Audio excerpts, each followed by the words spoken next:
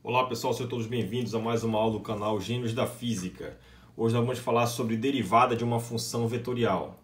Tá? Então quem já fez cálculo 1, né, já deve ter ouvido falar sobre derivada de uma função escalar.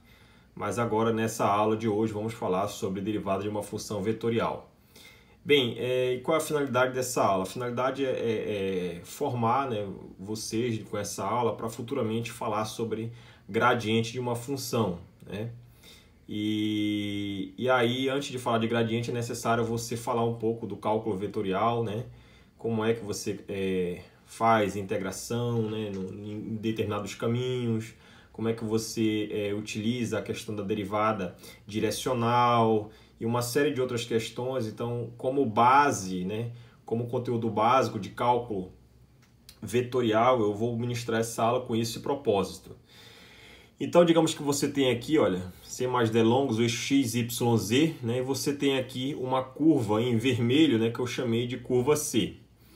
Bem, eu enfatizei dois pontos, o ponto P e o ponto Q, né? Você vai analisar a ida do ponto Q para o ponto Q. Então, o ponto P ele tem uma posição aqui, um vetor, né? Na verdade, esse ponto ele é dado por uma função vetorial, tá? Que depende do tempo. Em geral, essa função vetorial ela é a própria função posição, né? Então, em cada ponto dessa curva, você mapeia ela num determinado instante. E a cada instante você mapeia, né, esse ponto por um vetor posição que também depende do tempo, né? Então, você pode definir essa função vetorial f aqui como tendo componentes na direção i, j e k em coordenadas cartesianas, tá? Ou planares. E aí, se você, aqui nesse determinado instante, a função vetorial é f, né, f de t, quando ocorre uma variação infinitesimal ΔT, ela saiu do ponto P e para o ponto Q. Claro, essa aqui não está em escala, tá? O ponto Q está bem próximo aqui, né, já que o ΔT é infinitesimal, está bem próximo de P. Mas aqui foi um desenho exagerado, até para ficar mais claro a análise. Deixar muito próximo aqui pode confundir vocês. Então, esse ponto aqui é o campo vetor, a função vetorial f de t, e aqui é f de t mais ΔT, né? Lembra, o t é escalar, a função vetorial é f, essa daqui, tem uma seta em cima, é vetor. E aí, bem, para cada t existe um vetor posição dado por. Então, como eu havia falado, para cada ponto f de t aqui no dado instante, você tem um vetor posição que é dado por isso aqui, ó. O vetor posição, as componentes x, y, z nas direções i, sentido crescente aqui do x, j e k, tá? É um vetor de módulo 1, são esses camaradas aqui, chamados de versores. E aí, se R é igual a F, né? O que eu igualo? Eu vou igualar esse camarada com esse. Então, as componentes são idênticas aqui, ó. Você iguala as componentes, que foi a análise feita aqui embaixo. E aí, a gente sabe, né, que uma função escalar, né? A derivada de uma função escalar, ela é o limite quando o ΔT tende a zero, né, dessa f de t mais ΔT menos f de t sobre ΔT, né? Aí o teorema do valor médio, né? Então, você tem aqui que esse resultado pode ser definido como sendo a variação de f em cima sobre ΔT embaixo, tá? Então, você representa isso dessa forma ou dessa aqui, como f', perfeito? Então, de forma análoga ao que nós fizemos aqui com a derivada de uma função escalar, você pode também definir a derivada de uma função vetorial, né? E a ideia justamente é essa, né? Você tem aqui em cada ponto, mapeando nessa curva, uma função f de t, e esse f de t, em cada instante, ele apresenta um vetor posição. Ele é idêntico a um vetor de posição que tem essa estrutura, né? Então, se esse camarada varia no tempo, né?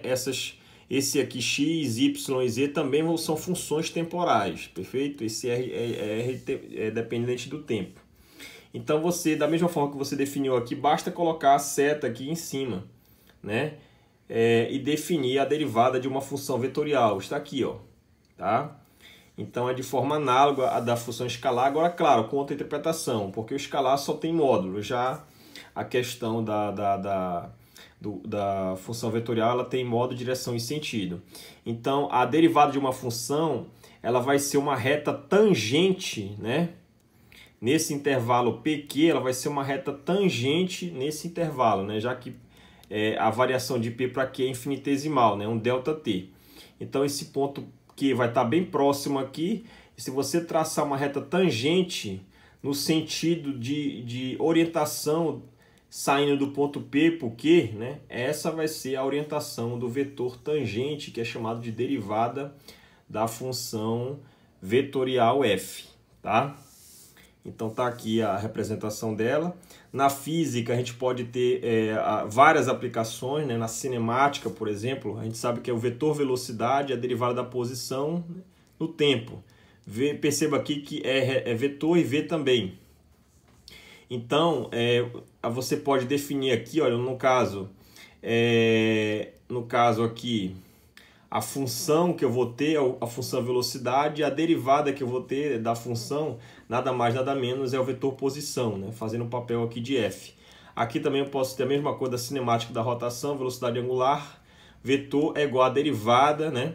do elemento infinitesimal do ângulo de θ no tempo, né? Também aqui vetor, vetor. Então são derivadas vetoriais, né? De funções vetoriais. Aqui θ, aqui r, vetor. Então toda a cinemática, toda a dinâmica, né, que envolve grandezas vetoriais, né, momento linear, momento angular, a questão da força, a questão da aceleração, da velocidade, como foi colocado aqui, aceleração linear, aceleração angular, todas essas quantidades físicas, elas também podem dar uma roupagem, uma abordagem dessa forma. Não só na física 1, também na física 2, na física 3, por exemplo, o vetor polarização, ele é dado como sendo a derivada do momento de dipolo, que é um vetor sobre unidade de volume, sobre a derivada no volume infinitesimal. Então, essa taxa de variação do momento de dipolo em relação ao volume daquela estrutura, daquele dielétrico, daquele corpo, né?